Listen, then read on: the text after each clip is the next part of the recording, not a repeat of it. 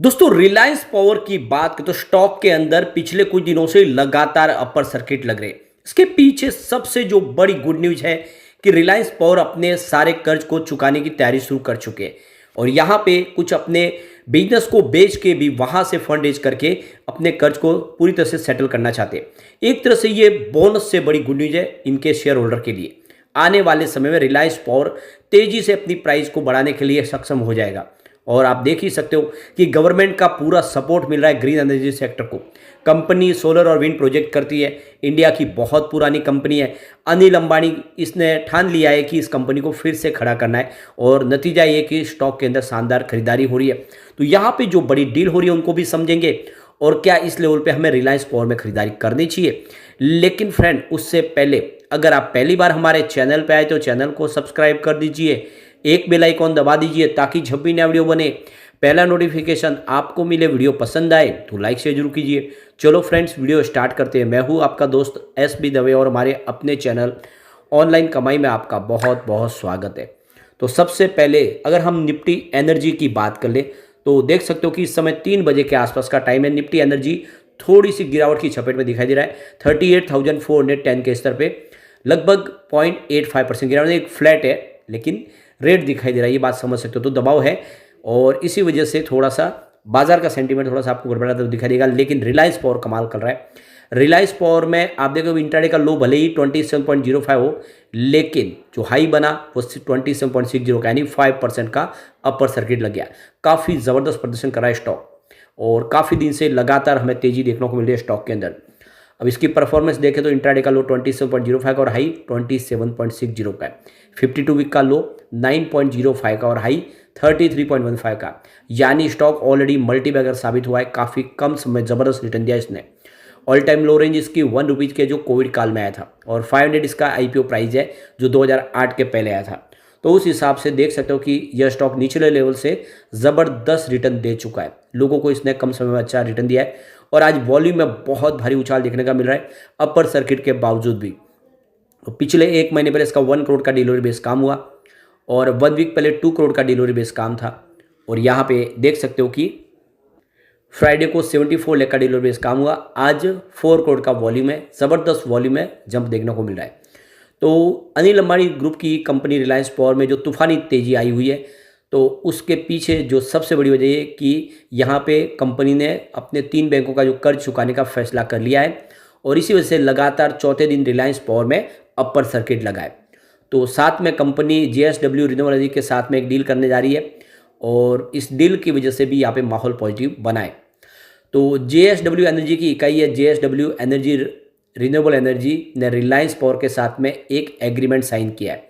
यह agreement Reliance power का महाराष्ट्र के वासपेट में 45 मेगावाट विंड पावर प्रोजेक्ट खरीदने के लिए एग्रीमेंट साइन कर लिया।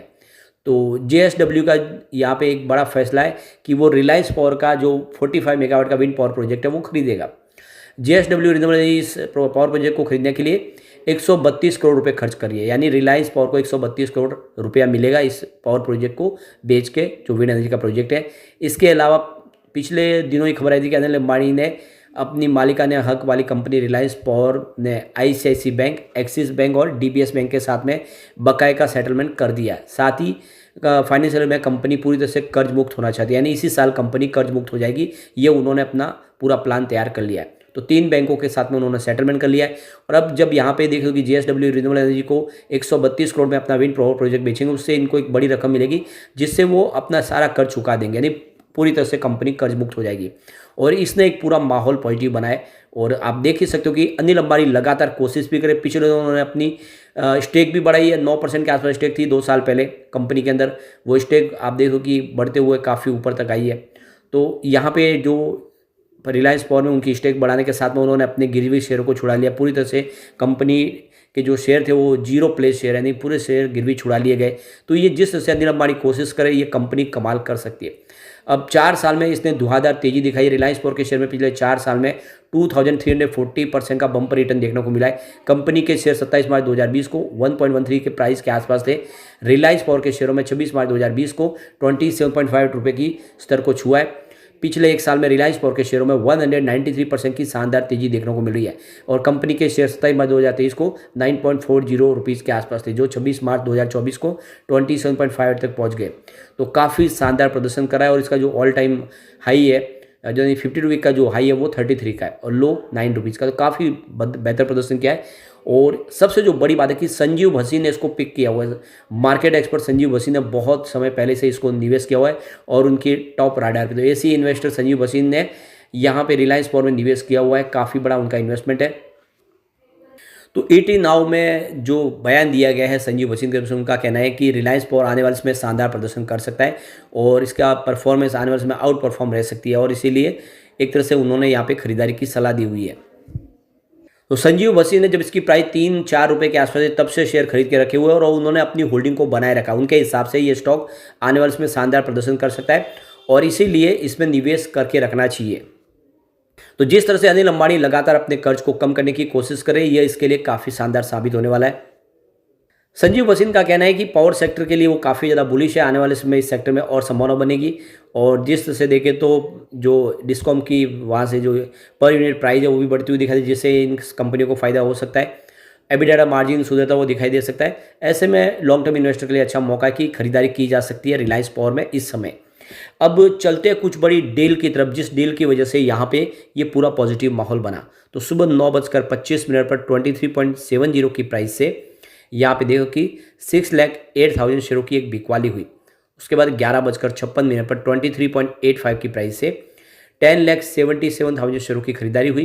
तो फिर देख सकते हो कि यहाँ पे 9:51 पर करीब 26.30 की प्राइस से 5,16,000 शेयरों की एक खरीदारी और हुई।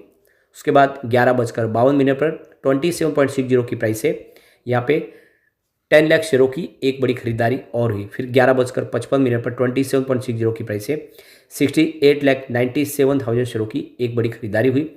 तो फिर उसी समय 11:55 पर 27.60 की प्राइस से 14,05,000 शेयरों की एक बड़ी खरीदारी और हुई। उसके बाद 1:15 पर 27.60 की प्राइस से 4,50,000 शेयरों की खरीदारी हुई। तो उसी समय 1:15 पर 27.60 की प्राइस यानी अपर सर्किट पर ही 4,57,000 शेयरों की खरीदारी और हुई। फिर 2:15 पर 27.60 की प्राइस से 4,50,000 शेयरों की एक बड़ी खरीदारी और हुई। तो फिर 2:16 पर 27.60 की प्राइस से 4,50,000 शेयरों की खरीदारी और हुई। फिर 2:30 पर 27.60 की प्राइस से 4,60,000 शेयरों की एक खरीदारी फिर से हुई। यानी लगातार अपर सर्किट में भी बड़े फंड हाउस ने जम के खरीदारी की है, जो इशारा कर रहे हैं कि आने वाले समय एक तूफानी तेजी आ सकती है रिलायंस पावर के अंदर। अब यहाँ पे इसके पिवट लेवल को देखें तो यहाँ से अगर गिरावट हो जाती है तो 23 का पहला सपोर्ट है, ये सपोर्ट टूटा तो स्टॉक आपको 21 तक जाता हुआ दिखाई दे सकता है। गिरावट रुक गई तो ठीक है, वरना 20 के स्तर को तोड़ा तो फिर ये 19 तक भी जा सकता है और एक बार भी इसके नीचे गया तो गिरावट बड़ी बढ़ सकती है। इसमें आपको ये खास ध्यान रखना है। तो अभी इस लेवल पे ये सपोर्ट आपको ध्यान रख के चलना है। पॉजिटिव माहौल बना तो फर्स्ट जो यहाँ पे रेजिस्टेंस है वो 27 का है। एक बार 27 को इसने पार किया तो फिर आप देख लो कि स्टॉक सीधा 28 तक जाता हुआ दिखाई देगा। सेकंड जो रेजिस्टेंस पार हुआ तो फिर यहाँ पे स्टॉक के 31 तक जाने की संभावना है, 30 को पार कर सकता है, यानी पुरानी हाई को क्रॉस करके बिल्कुल एक 52 वीक का फ्रेश हाई बना सकता है। ऐसे में लॉन्ग टर्म इन्वेस्टर के लिए बहुत अच्छा मौका है, खरीदारी रिलायंस पावर में कर सकते हैं। कंपनी आने वाले समय में पूरा कर चुका देगी और ऐसे में इसकी प्राइस डेफिनेटली बढ़ सकती है और सरकार का इस सेक्टर को पूरा सहयोग मिल रहा है और अनिल अंबानी के पास फिलहाल रिलायंस पावर के सिवा कोई बिजनेस नहीं है। ऐसे में ये कंपनी का फ्यूचर ब्राइट लग रहा है। निवेश आपको जरूर करना चाहिए, लेकिन फ्रेंड कोई भी इन्वेस्टमेंट करने से पहले अपने फाइनेंशियल एडवाइजर से बड़ा ले लें या अपना खुद का रिसर्च करें, क्योंकि मैंने वीडियो आपके एजुकेशनल पर्पज के लिए ही बनाया। वीडियो पसंद आए तो लाइक से जरूर कीजिए और चैनल को सब्सक्राइब कर दीजिए। Thank you friend.